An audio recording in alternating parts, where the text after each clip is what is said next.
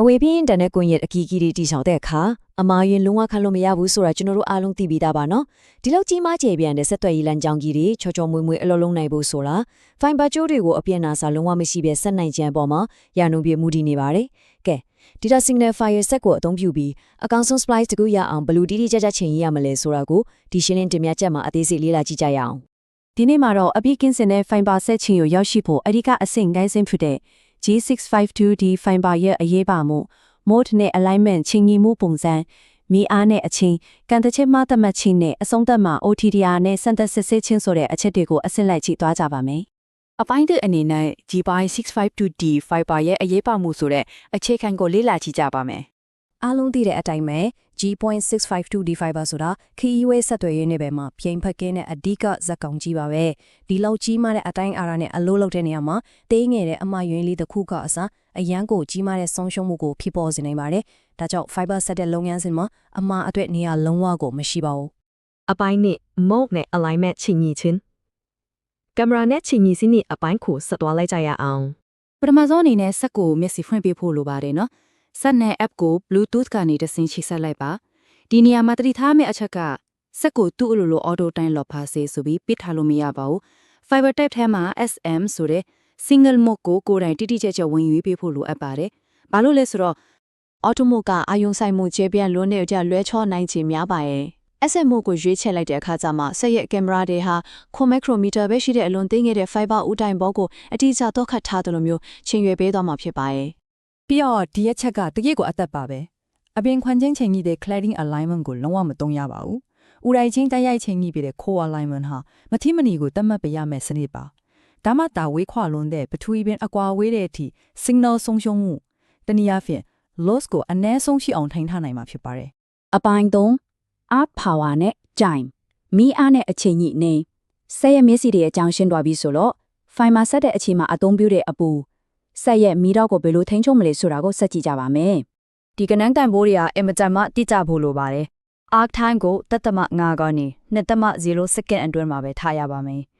arc power ကိုကြောက်ရော standard ဒါမှမဟုတ်သူညမှာပဲထားရပါမယ်ဒီလိုတိတိကျကျထိန်းချုပ်လိုက်မှသာ fiber ကြိုးတွေအလွန်အကျွမ်းအရေးပြောတော်လာမျိုးမဖြစ်အောင်ကာကွယ်ပေးနိုင်မှာပါတကယ်လို့အပူချိန်လွန်ခဲ့သွားမယ်ဆိုရင် fiber ကြိုးဟာအချက်လွန်သွားတယ်လို့ဖြစ်ပြီး signal loss တွေအစမဲ့တန်တက်လာပါလိမ့်မယ်ဒါပေမဲ့ဒီဆက်ရဲ့အရမ်းမိုက်တဲ့ချက်လေးတစ်ခုကတော့အလုံးလုံးမဲ့နေရာကိုရောက်တာနဲ့ arc calibration လုပ်ပေးလိုက်ရုံပါပဲအဲ့ဒီခါကျရင်ဆက်ကလက်ရှိပတ်ဝန်းကျင်လေတို့အချိန်နေနဲ့အကိုက်နီဆုံးဖြစ်အောင်သူ့လိုလိုအကောင်းဆုံးချိန်နေပေးသွားတာပဲဖြစ်ပါတယ်တော်တော်လေးကိုအဆင်ပြေတယ်နော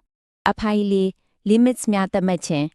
ကန့်သက်ချက်သတ်မှတ်ရန်ဆက်လက်ပြီးတော့အလိုအရောက်အရေးသွေးထိန်းချုပ်ရေးစစ်ဆေးသူတွေလိုလှုပ်ဆောင်ပေးမဲ့စက်တွန်းကတင်ကျက်တဲ့ကန့်သက်ချက်တဲ့အကြောင်းကိုလေ့လာကြည့်ကြပါမယ်ဖြတ်တောင်ကန့်သက်ချက်အင်္ဂလိပ်လိုဆို cliff angle limits တီဖြစ်တဲ့ 1.0 degree နဲ့ 1.8 degree တန်ဖိုးတွေကိုအမြဲတမ်းမှတ်သားထားဖို့အလွန်ကိုအရေးကြီးပါတယ်။ဘာကြောင့်လဲဆိုတော့ဒီကန့်သက်ချက်ဟာတခါဆောင်ကြီးတယောက်လိုအလုတ်လုတ်လို့ပါပဲ။ဖိုင်ဘာဖြတ်သားကလီဗာကနေမတိမသက်ဖြတ်လာတဲ့ကြိုးတွေကိုစက်ကလုံးဝလက်မခံပဲပယ်ချလိုက်ပါပဲ။ဒါကြောင့်မကောင်းတဲ့ဖြတ်တွေကြောင့်တခွင်ရက်လုံးထိခိုက်ရမယ့်အန္တရာယ်ကိုကြိုတင်ကာကွယ်ပြီးသားဖြစ်သွားတာပေါ့။ဒါကတော့အလုပ်တစ်ခုအောင်မြင်သလားကြာရှုံးသလားဆိုတာကိုအဆုံးဖြတ်ပြမဲ့အမြင့်ဆုံး splice loss limit ဖြစ်တဲ့တူညာတသမတူညာညစ်တီးပြီးပဲဖြစ်ပါတယ်။မျက်စိနဲ့တော့မမြင်နိုင်တဲ့ဒီတူညာတသမ3ညနစ်ဆိုတဲ့အတိုင်ရတာလေးကိုကြော်လွန်သွားတာနဲ့ဆက်ရ software ကလုံးဝခွင့်မလွတ်ပဲပယ်ချပါတော့တယ်။ချက်ချင်းပြန်ဖြတ်ပြီးအသက်ပြန်ဆက်ဖို့ပဲတောင်းဆိုပါလိမ့်မယ်။ဒီလောက်ထိကိုတီးကြတာပါ။အပိုင်းက OTDR ခင်စစ်စီချင်းနောက်ဆုံးအတည်ပြုခြင်းကဲနောက်ဆုံးအပိုင်းအနေနဲ့ဂုံရက်စမ်းသက်စစ်ဆေးမှုရဲ့ anti-mode အမှန်တရားကြီးအကြောင်းကိုဆက်ကြည့်အောင်ကျွန်တော်တို့အနေနဲ့ signifier set ကိုအကောင်းဆုံးချိန်ညှိထားတယ်ဆိုတော့စက်ကပြတဲ့အောင်မြင်ပါတယ်ဆိုတဲ့ loss မတန်ကိုမြက်ကန်းယုံကြည်လို့မရဘူးဆိုတဲ့အရှိတရားဟာတကယ်ကိုအန်တော်ရပါတယ်ဟုတ်ပါတယ်စက်ကပြတဲ့ကဏ္ဍဟာခံမှန်းချက်တသက်တာဖြစ်ပါတယ်ဒါကြောင့်မို့လို့လုပ်ငန်းခွင်မှာအမြဲတမ်း optical time domain refractometer လို့ခေါ်တဲ့ OTDR ဆက်ကိုအသုံးပြုပြီးမိမိတို့ရဲ့အချိန်ကြီးဆက်သွယ်မှုတွေကိုအတိအကျပြန်လည်စစ်ဆေးဖို့မဖြစ်မနေလိုအပ်ပါတယ်။ဆက်ကပြတဲ့ခတ်မှန်းချက်တစ်ခုတည်းကိုပဲယုံကြည်နေမယ်ဆိုရင်ကျွန်တော်တို့ရဲ့ကွမ်းရက်တွေဟာတကယ်ပဲအရေးသွေးပြည့်ဝနေပြီလားဆိုတာစဉ်းစားစရာပါပဲ။ ပြ ပြပြဆုံးတဲ့ကွက်ရက်တစ်ခုကိုတိစောက်တဲ့နေရာမှာဤပညာကိုအသုံးချယုံတာမကတကယ်အမှန်တရားကိုအမြဲတမ်းစစ်စစ်အတည်ပြုဖို့လိုအပ်တယ်ဆိုတာကိုဒီရှင်းလင်းတင်ပြချက်ကနေတဆင့်ရရှိသွားမယ်လို့ယုံကြည်ပါတယ်အားလုံးပဲနောက်ထပ်စိတ်ဝင်စားစရာအကြောင်းအရာတွေနဲ့ပြန်ဆောင်ကြပါမယ်